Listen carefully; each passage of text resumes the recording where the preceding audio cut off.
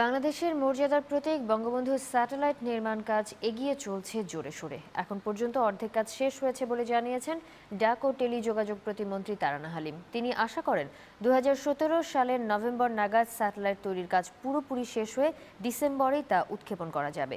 2018 সালের April May নাগাদ Bangabandhu satellite বাণিজ্যিক কার্যক্রমে যেতে পারবে বলে আশা করা হচ্ছে। প্রায় ৩,০০০ কোটি টাকা ব্যয়ে বঙ্গবন্ধু স্যাটেলাইট নির্মাণ করছে ফ্রান্সের প্রতিষ্ঠান থ্যালেস। 2014 সালের 1 জুলাইতে নেওয়া এই প্রকল্প বাস্তবায়নের সময়সীমা 2017 সালের 30 জুন শেষ হওয়ার কথা থাকলেও তা 2018 সালের জুন পর্যন্ত বাড়ানো হবে।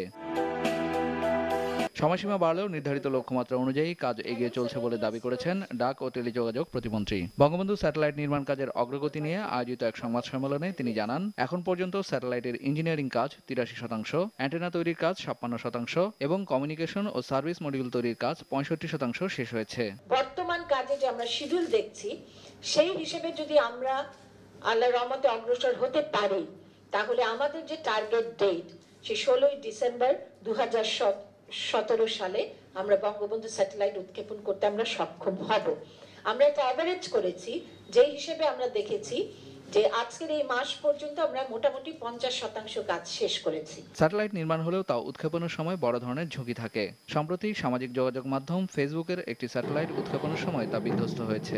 এক্ষেত্রে বঙ্গবন্ধু স্যাটেলাইট উৎক্ষেপণের সময় তা কতটা ঝুঁকিমুক্ত থাকবে, এমন প্রশ্নের জবাবে তারানা হালিম জানান, নির্মাণকারী প্রতিষ্ঠান থ্যালেসের উৎক্ষেপণ সফলতা প্রায় 100%।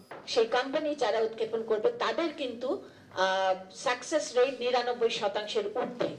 এটা দেখেই কিন্তু তাদেরকে নির্বাচন করা হয়েছে। কাজে আমরা আশা করছি যে এই ধরনের ওই একেবারে 1%-এর মধ্যে আমরা পড়ব না, এটাই আমরা আশা করছি। স্যাটেলাইট নির্মাণ প্রতিষ্ঠান থ্যালেসের সাথে মোট 1951 কোটি টাকা চুক্তি মূল্যের মধ্যে প্রায় 700 কোটি টাকা পরিশোধ করা হয়েছে বলে সংবাদ সম্মেলনে জানানো হয়েছে।